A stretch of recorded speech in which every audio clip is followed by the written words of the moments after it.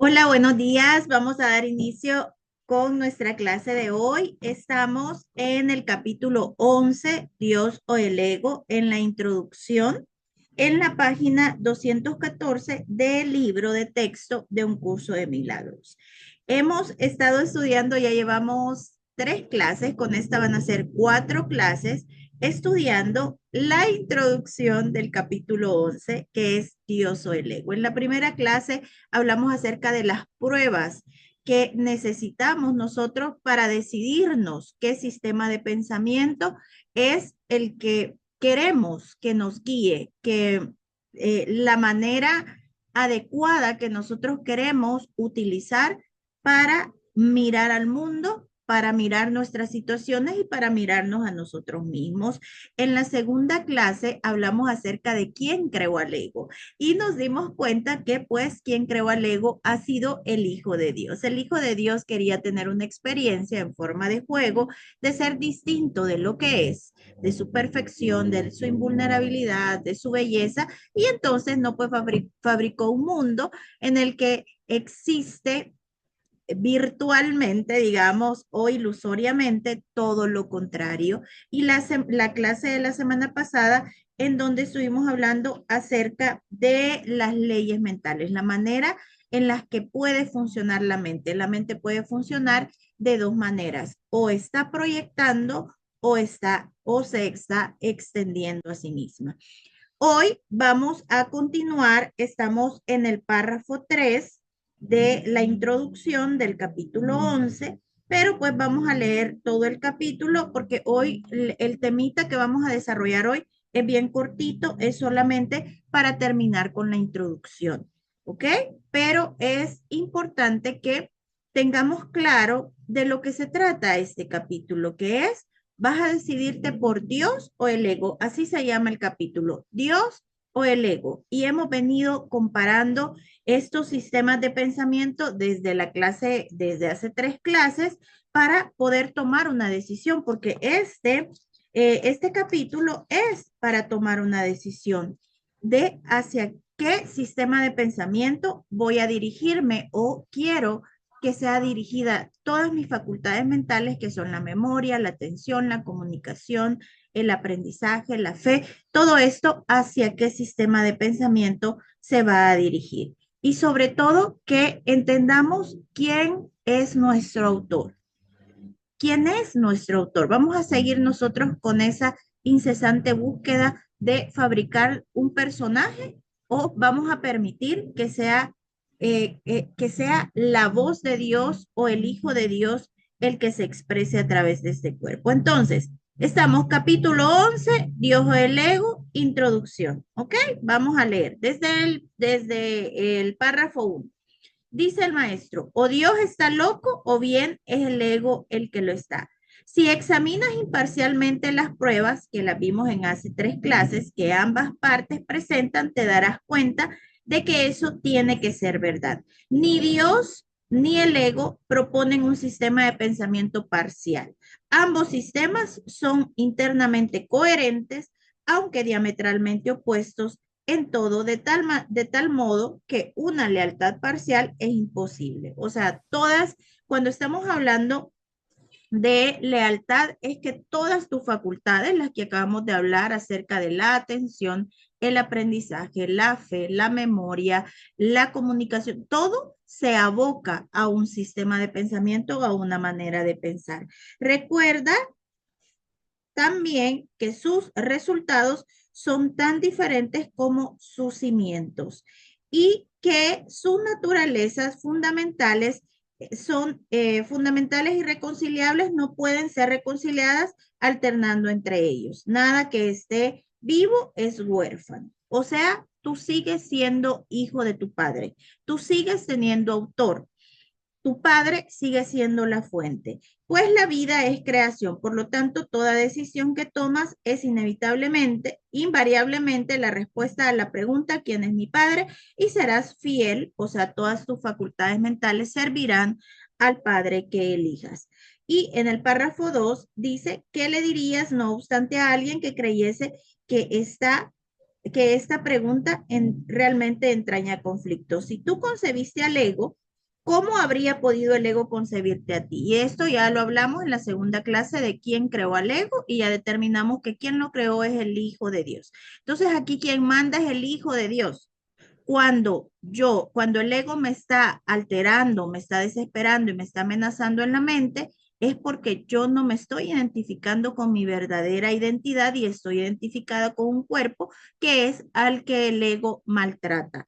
El ego no puede maltratar al Hijo de Dios. Cuando yo me presento ante el ego, como el Hijo de Dios, entonces él literalmente se desvanece. El problema de la autoridad sigue siendo la única fuente de conflicto porque el ego se originó como consecuencia del Hijo de Dios. Vean cómo se originó el ego, como consecuencia del deseo del Hijo de Dios de ser el padre de su padre, o sea, de crearse a sí mismo. El ego, por lo tanto, no es más que un sistema ilusorio en el que tú concebiste a tu propio padre. Y esto ya lo vimos en la clase pasada, en donde hablamos acerca de la proyección. No te equivoques con respecto a esto. Parece una locura cuando se expone con perfecta honestidad, pero el ego nunca examina lo que hace con perfecta honestidad. Sin embargo, esa es su premisa de mente, la cual está cuidadosamente oculta bajo la tenebrosa piedra angular de su sistema de pensamiento. La piedra angular del sistema de pensamiento del ego es la culpabilidad. Fíjense eso. Y o bien el ego que tú concebiste es tu padre, o bien todo su sistema de pensamiento se desmorona. Y acá en esto fue lo que vimos la semana pasada, que literalmente solo vimos una línea, pero bueno, desarrollamos toda una clase y vamos a comenzar, digamos, nuestra clase de hoy desde acá hablando, dice, tú fabricas mediante la proyección, más Dios crea mediante la extensión. Hay toda una clase que es la de la semana pasada en donde se explica esto. Tú eres la piedra angular de la creación de Dios. Fíjense que aquí está hablando de piedras angulares. Antes también lo dijo, que dice esa premisa de mente, la cual está cuidadosamente oculta en la tenebrosa piedra angular del sistema de pensamiento del ego. Y de eso es de lo que vamos a hablar hoy, de las piedras angulares, de las que sostienen los cimientos de cada sistema de pensamiento, pues su sistema de pensamiento es la luz, o sea, el del Espíritu Santo, el de la verdad. Recuerda que los rayos están ahí sin ser vistos. Cuando más te aproximas al centro de su sistema de pensamiento, más clara se hace la luz. Cuanto más te aproximas al sistema de pensamiento del ego, más tenebroso y sombrío se vuelve el camino. Sin embargo, incluso la pequeña chispa que se encuentra en tu mente basta para iluminarlo. Lleva esa luz contigo sin ningún temor y valerosamente enfócala a los cimientos del sistema de pensamiento del ego. Fíjense esto, dice, cuanto más te aproximas al centro del sistema de pensamiento del amor, entonces encontrarás claridad. O sea, verás la luz, verás claramente quién tú eres. Y mientras más te acercas al centro del sistema de pensamiento del ego, más será lo tenebroso y la oscuridad, el miedo.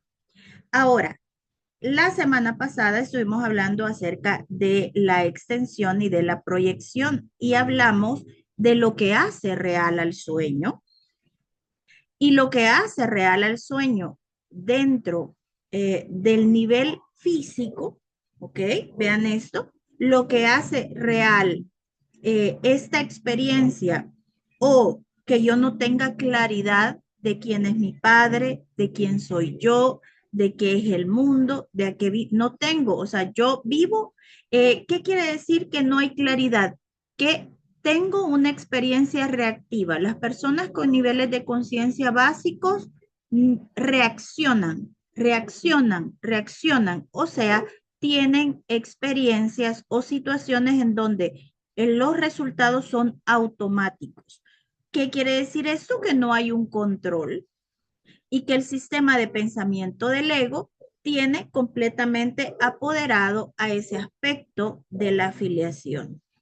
Lo que nosotros estamos haciendo acá es tratando de llegar a ese centro del sistema de pensamiento del Espíritu Santo y alejarnos de la oscuridad del sistema de pensamiento del ego. Para la semana pasada hablamos de dos cosas fundamentales en el nivel de las formas, en el nivel de el tocar. Hay, hay dos, digamos, rubros o dos fases que hacen que tú te hundas o que entres más en el sueño, y es el placer y el dolor. Ya esto lo extendí la semana pasada. Todos los que experimentan mucho placer acá están completamente hundidos en el sueño. O sea, todas las personas que viven en el nivel del placer están siendo reactivas, no piensan. Entonces, y todas las personas que están en el nivel del placer automáticamente están en el nivel del dolor, porque el placer y el dolor son exactamente lo mismo. El que siente placer dentro de la sensación de placer, hay una sensación de dolor, y el que experimenta dolor dentro de la sensación de dolor, hay sensaciones de placer. Esas personas no son como que actúan por inercia. O sea, y quiero que esto quede claro para que ustedes identifiquen a su alrededor personas que están en esos niveles buscando placer. Llámese en la comida, llámese en las compras, llámese en el dinero, llámese o siendo víctimas del mundo buscando el dolor. Si no lo tienen en su casa, van a la casa de la tía, de la mamá a buscar a buscar problemas para preocuparse, porque eso les da placer y eso les da unos niveles de existencia. Estas personas que están a nuestro alrededor en esos niveles no pueden alterarme a mí, porque yo comprendo que están en los niveles más profundos del sueño y que no actúan por ellas mismas. O sea, es evidente que nosotros ya no estamos en ese nivel profundo. ¿Qué quiere decir esto? Que a mí ya no me, ya, yo ya no quiero, ya no me emociona un placer mundano. Ah, que si vamos, sí, pero ya no existe esa algarabía en mí de experimentar placer haciendo alguna actividad. De hecho, en nuestros niveles, el placer disminuye un montón. Todo lo que antes era, yo antes sexualmente era, Dios santo, y ahora todo eso ha mermado. En los temas de la comida, ay, que vamos a salir a un viaje, ay, que la éramos, todo eso ahora lo vivo. No es que ya no lo vas a vivir, sí, pero ya no existe esa gran ilusión y esa gran emoción que existía antes con estos ofrecimientos que el ego nos hace. También con el dolor. Ya no me gusta tanto contar lo que me sucede, contar los problemas o ir y hablar con la gente que tiene un montón de problemas y que está experimentando dolor. Cada vez vamos perdiendo el interés por el placer y por el dolor. Pero lo que quiero tocar o tocar esa teclita hoy es de que nosotros no es porque nosotros seamos superiores en ningún momento, pero que identifiquemos que esas personas son hirientes. El que vive en el nivel del placer y el dolor son sumamente hirientes, porque no son ellos, o sea, están completamente manejados por el sistema de pensamiento del ego. ¿Y cómo es el ego? Hiriente. Y el ego utiliza perfectamente esos cuerpos porque los alimenta con el placer y el dolor. Y esos cuerpos están con esa ansia. Lo que al final lo que desean es a Dios, pero todavía tienen esa necesidad distorsionada. La única necesidad del humano es la necesidad de conexión con Dios. Pero habemos todavía muchos engañados con los temas de dolor y de placer. No podemos nosotros estar perdiendo nuestra paz por personas con sistemas de pensamiento extremadamente básicos. Si es una persona así, lo que te ha dicho no puede afectarte porque no estás siendo consciente.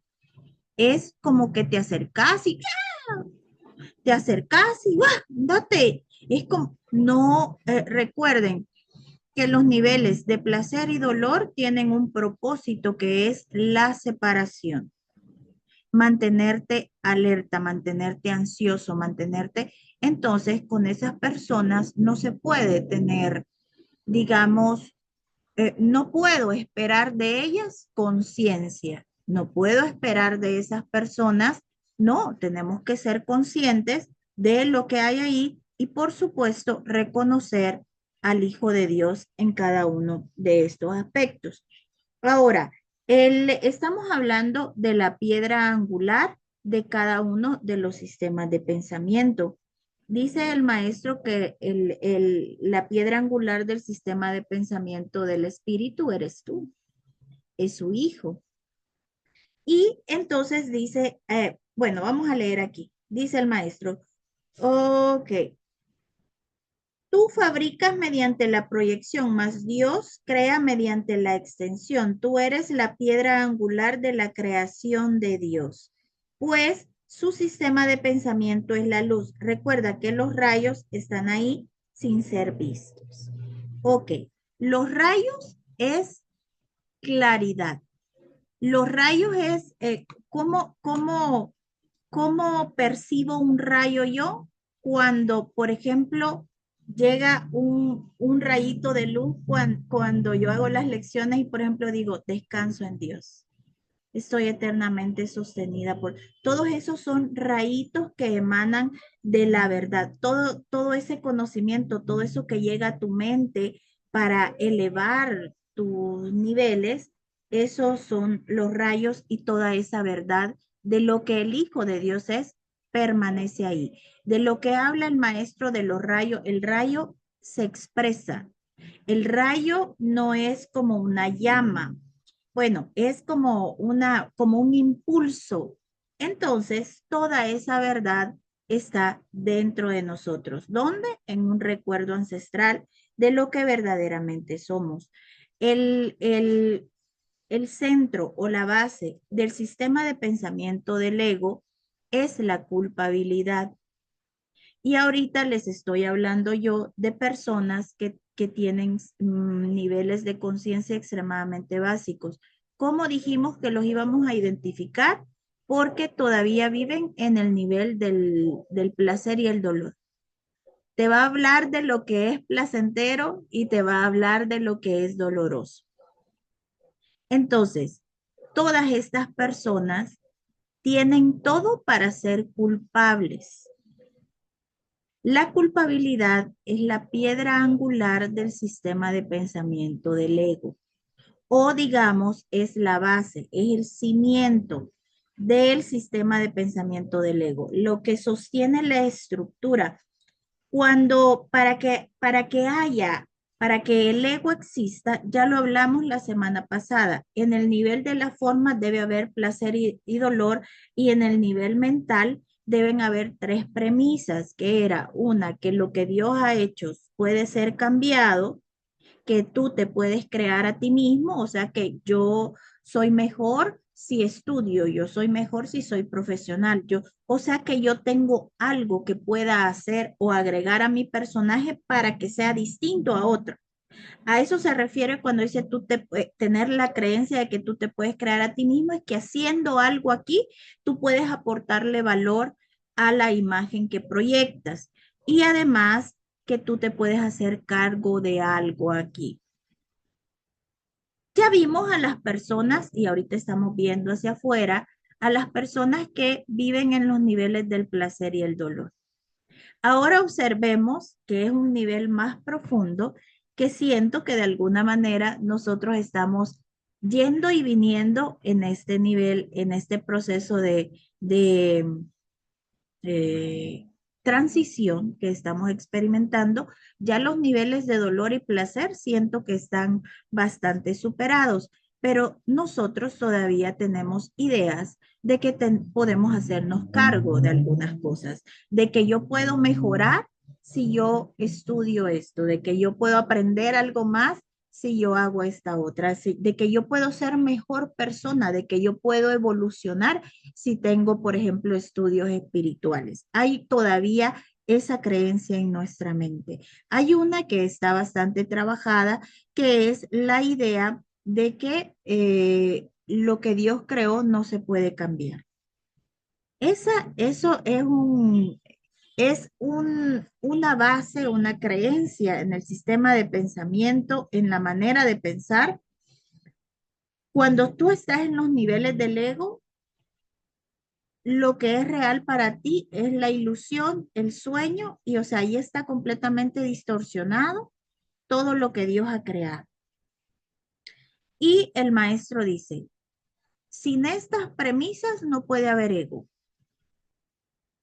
Sin las premisas corporales de placer y dolor, de los niveles de la forma y en el nivel de la mente, si usted no tiene ya la idea clara de que Dios, de que lo que Dios creó no puede ser cambiado, el ego no puede existir en su mente. Si usted ya entendió que usted no se puede hacer cargo de nada, el ego no puede existir en su mente. Si usted ya entendió de que no hay nada que usted haga que necesite aportarse a sí mismo para crecer, usted ya lo entendió todo. Los rayos ya emanan claramente a través de nosotros. Pero ahora estamos hablando acerca de los demás y del otro. Observemos los que sufren, los que lloran, los que se sacrifican, los que viven en los niveles de dolor. Ellos tienen claro, bueno, lo que, digamos, el nivel de que lo que Dios creó no puede ser cambiado es un nivel extremadamente espiritual. Pero los niveles de que se pueden hacer cargo de las cosas, ellos y de que deben hacer cosas para tener más valor ellos mismos, son creencias extremadamente incrustadas en el sistema de pensamiento del ego. O sea, son bases en el sistema de pensamiento del ego. Estamos hablando de que yo no puedo sentirme dañada por una persona que vive en los niveles del placer y el dolor. Tampoco me puedo sentir dañada por las personas que viven constantemente en mejora continua. Observa a las personas. Mira cómo ellos creen que tienen que hacer algo para valer un poquito más. Y lo más terrible de esto es nuestra aportación a esa creencia. Hay en nosotros todavía esa creencia muy arraigada de que apoyamos en los demás el proceso de mejora continua. Nos da miedo dejarlo todo a que sea como es. ¿Verdad? Nos da miedo, especialmente si somos mamás y si somos jefas de familia y para colmo controladoras. Entonces nosotros en los demás apoyamos estas creencias del ego de que hay cosas que tiene que hacer la gente o las personas que están a nuestro alrededor para mejorar. El mensaje que nos trae hoy el maestro es, no hay nada que tú hagas que pueda aportarte valor, porque ya eres extremadamente valioso. Eres una criatura de inestimable valor.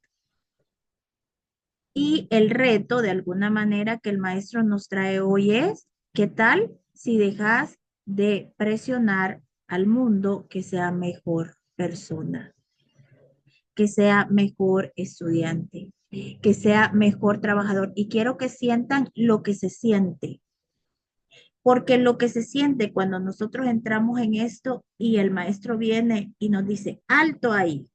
Vos vas con todo, criando a tus hijos, siendo compañera de trabajo, siendo jefa de trabajo y dándole consejos al mundo y vos vas ahí y de repente viene el maestro y te dice, alto ahí. Nadie tiene que hacer absolutamente nada para ser más valioso o para ser mejor, porque nadie necesita ser mejor. Ya es la piedra angular de la creación de Dios. Y eso es lo que el maestro quiere que veamos en los demás. No hay nada que hagan para su mejora, no porque no van a mejorar, sino porque no lo necesitan.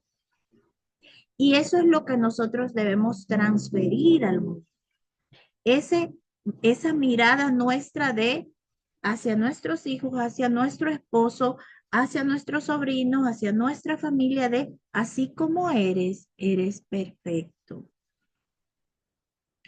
Es una mirada completamente de aceptación. Obviamente no estoy aceptando, porque si esa persona tiene problemas de alguna adicción, problemas de dinero, problemas de, no estoy yo dirigiendo mi mirada hacia ese nivel. Estoy dirigiendo mi mirada y enfocándola hacia lo que Dios creó en él. Entonces, hoy tenemos la tarea de bajarle un poquito a las exigencias que nosotros hacemos hacia otro, porque ¿qué decía el maestro el lunes? Son las que el ego te hace a ti. Y cuando el ego te esté diciendo que tenés que hacer algo para mejorar, que tenés que hacer algo para evolucionar, tú no se trata de que no lo vas a hacer, pero lo vas a hacer por diversión, no para mejorar. Lo vas a hacer porque te apasiona, lo vas a hacer porque hay algo en ti que quiere aprender sobre esto y después compartirlo, pero no lo vas a hacer porque tienes la sensación de vacío y de que se necesita mejorar. Entonces, nadie tiene que hacer algo para agregar valor a lo que ya es. Y nuestro trabajo es observar el valor íntegro del Hijo de Dios en cada uno de los aspectos de la filiación. Y la mirada es, eres perfecto como eres. Eres completamente amado como eres. No hay necesidad de correr, no hay necesidad de luchar, de todo lleva su cauce y y que no, especialmente a mí lo estoy diciendo y me da mucho, el ego está como ahí, como diciéndome, sí, pero ¿y el futuro de tu hijo? Sí, pero hay un plan para mi hijo de Dios. Pero él solo puede escuchar el plan perfecto del Padre hacia él cuando él mismo no escuche ni mis exigencias ni las exigencias que el sistema de pensamiento del ego a través del diálogo interno tiene hacia él. Y además, la otra premisa es hacerte cargo de algo acá. Las personas que creen que se pueden hacer cargo son crueles. Exigen a los demás que se hagan cargo de sus vidas. Obviamente no se han dado cuenta de que ellos mismos no pueden hacerse cargo de la suya. Entonces, en nuestra mirada, en nuestra manera de pensar, si nosotros abandonamos esas exigencias hacia los demás, porque yo voy a ir viendo mi camino hacia el centro del sistema de pensamiento del amor con mi trato con los demás. Entonces, no puedo pedirle a nadie que se haga cargo de esto, del otro, del otro, del otro, desde hacete cargo. No puede hacerse cargo. No porque sea inútil, no porque sea ineficiente, es que nadie puede hacerse cargo de nada en esta experiencia. El único que puede hacerse cargo es el Hijo de Dios. No quiere decir que aquí no hay, no, porque nosotros después decimos, no, pero es que eso es irresponsable. No es que las cosas están quedando a la deriva, pero las cosas se ponen a cargo de quien puede llevar el cargo. Y ese es el Hijo de Dios. Entonces, cuando yo tengo claras estas premisas, el cimiento del sistema de pensamiento del ego es el pecado y la culpabilidad.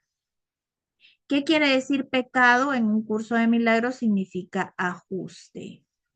¿Y qué quiere decir ese ajuste? Que lo que Dios creó fue cambiado. Y cuando yo voy borrando estas premisas en mi experiencia cotidiana, me doy cuenta que en los demás no ha sido cambiado lo que Dios creó. Y sostengo la mirada en lo que Dios creó, entonces ya no existe el pecado. Lo que hay son errores y los errores pueden ser corregidos. No quiere decir que no hemos cometido equivocaciones, pero todas las equivocaciones pueden ser corregidas.